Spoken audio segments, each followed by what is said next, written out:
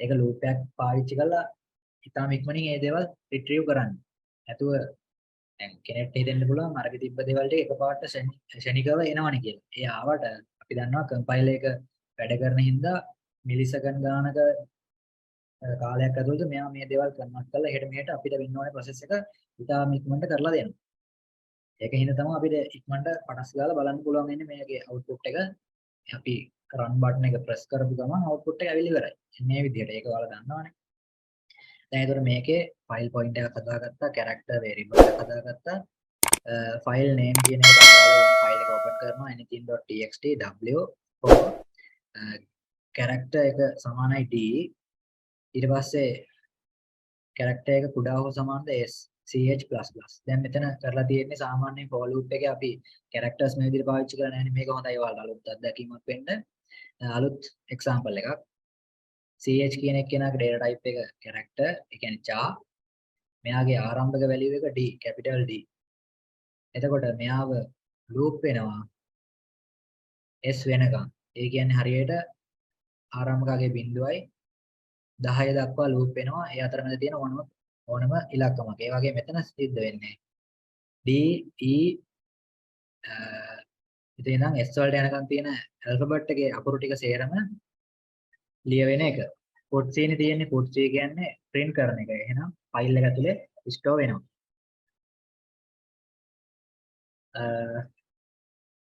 මේ file එක ඇතුලේ write කරන්න කියලා කියන්නේ. එතකොට මෙයාව මේ file name කියන එක කෙනා ඇතුලේ ගිහිල්ලා write වෙනවා එකින් එකට. D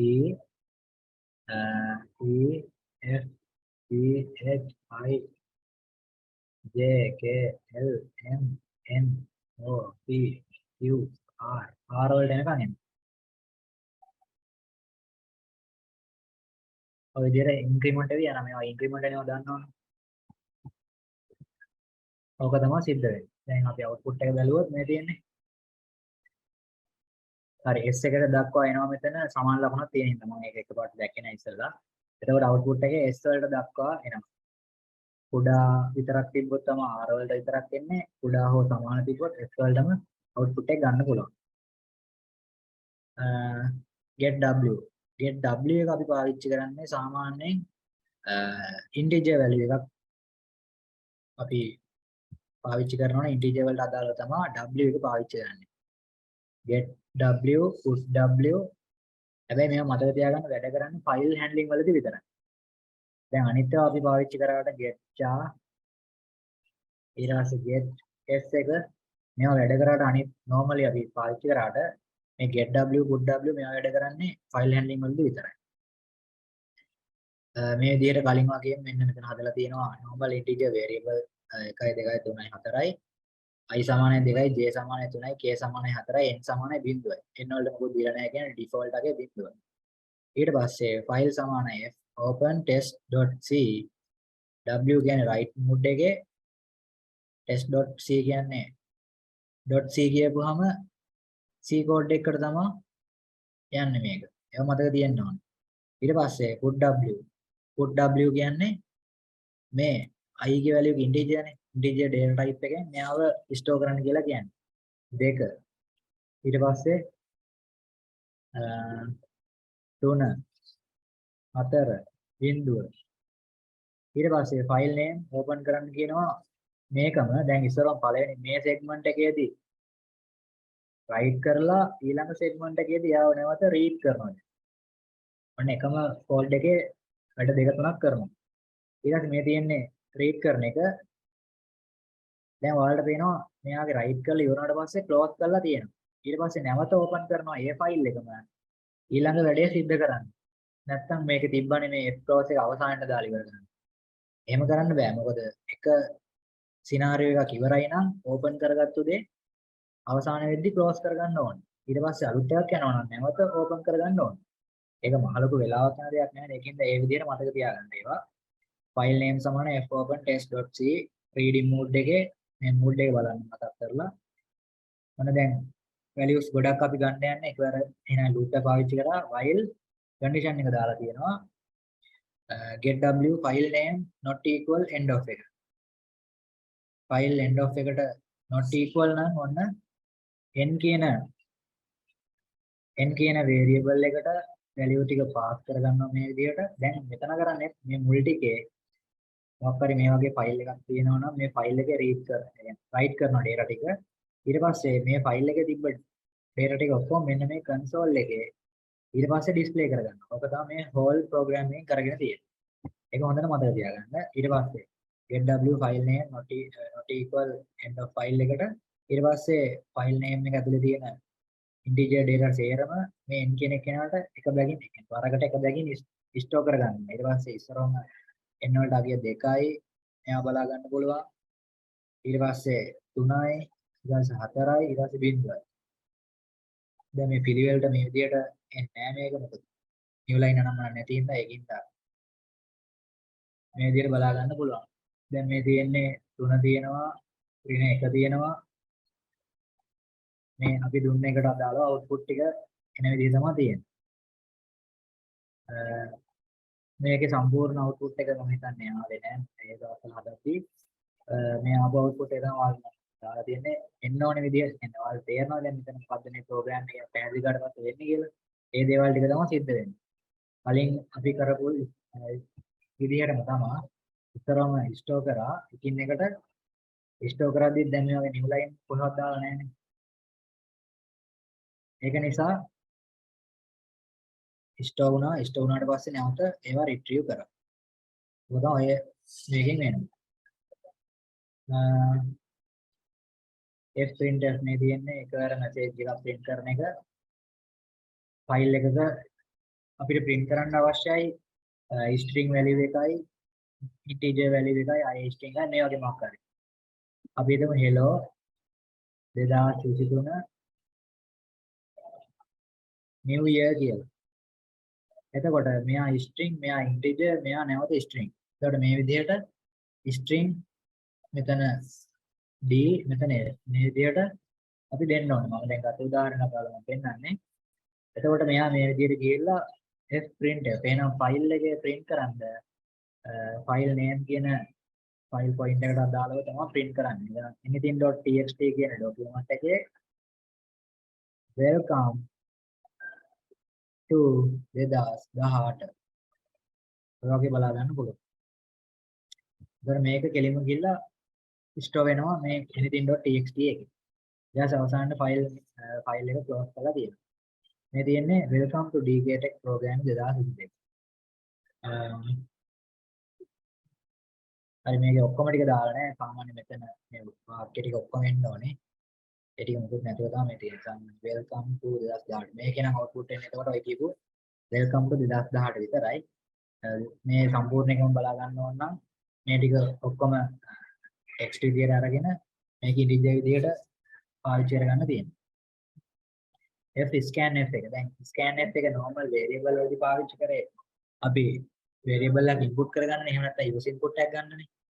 එතකොට දැන් මේ scanf කියපුවාම file එකකට data අපි store කරන්න user එකෙන් ගන්න දෙයක් තමයි මේකෙදි සිද්ධ කරන්නේ.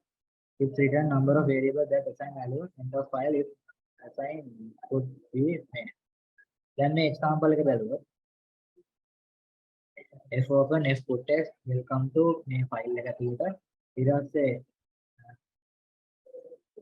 fscanf file name මේ විදිහට variable ටික scan කරලා ගන්න කියනවා. ඊට පස්සේ print කරලා තියෙනවා. first word මේක දෙවෙනි word එක මේක මේ වගේ කියනවා. දැන් මේක output එක අතර බලවත් අපි first word එක welcome second word එක to year එක year name එක 8. මේ වගේ බලා ගන්න කොට කියන්නේ මේ පළවෙනි ටිකත් කරලා තියෙන්නේ file එකේ manual මෙහෙම store කරලා තියෙන එකත් ඊළඟ එකේදී file එකේ තියෙන එකම මේ විදිහට scan කරලා අරගෙන තියෙනවා file එකෙන්. ඔබ තමයි කරලා තියෙන්නේ. manual විදිහට store කරලා ඒ කියන්නේ ඒකත් මේ function එකක් පාවිච්චි කරලා store කරලා ඊට පස්සේ ෆයිල් එකෙන් මේ විදිහට අරගෙන තියෙනවා. ඔක තමයි කරලා තියෙන්නේ. මේ තියෙන්නේ ඒකට දාලා answer එක get s එකෙන් එන්නේ scanf එකෙන් වෙන දේම තමයි. මේ example එකක් try කරලා බලන්න get s එකෙන් එන්නේ මොකද්ද කියලා ඔයාලා දන්නවා. දැන් basically වෙන්න ඕන දේවල් ටික ඔක්කොම දන්නවා. ප්‍රධාන වශයෙන් පාවිච්චි කරන්නේ මේක අපි හදන්න ෆයිල් පොයින්ටර් එක. ෆයිල් කියලා සම්පූර්ණ කැපිටල් වලින් ෆයිල් කියලා දැම්මා. ඊට පස්සේ පොයින්ටර් එක දැම්මා. ඊට පස්සේ මොකක් හරි නේම් එකක් දැම්මා. ඊට පස්සේ ඒ ෆයිල් එක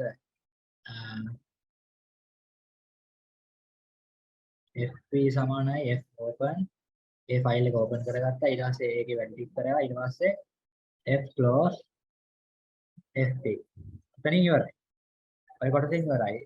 ඒ අතරමැද අපිට රීඩ් කරගන්න ඕන නම් ඒ කෝඩ් එකක් දැම්මා. රයිට් කරගන්න ඕන නම් ඒ කෝඩ් එකක් දැම්මා. රීඩ් and රයිට් දෙකම ඕන නම් ඒ අදාළ කෝඩ් එකක් අපි කෝඩ් කරා. ඒකේ අවුට්පුට් කරගන්න පුළුවන්. ඊට පස්සේ මේ විදිහට null කියලා આવොත් ඒ කියලා කියන්නේ මොකුත් නැහැ කියලා එක. ඒ ડોකියුමන්ට් එක ඇතුලේ මොකුත් නැහැ.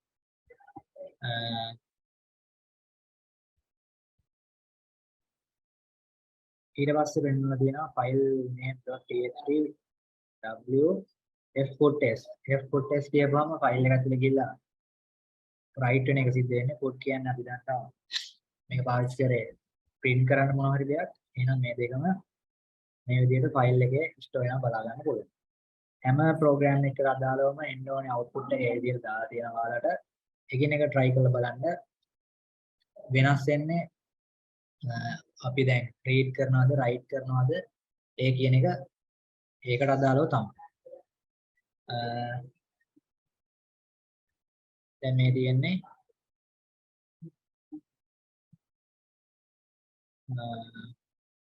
ෆයිල් එක කියන ෆයිල් පොයින්ට් එකට අදාළ විස්තරම් බලනවා නම් මේක ඉස්සරම null කියන එක ඔයාලට කියලා දුන්නා.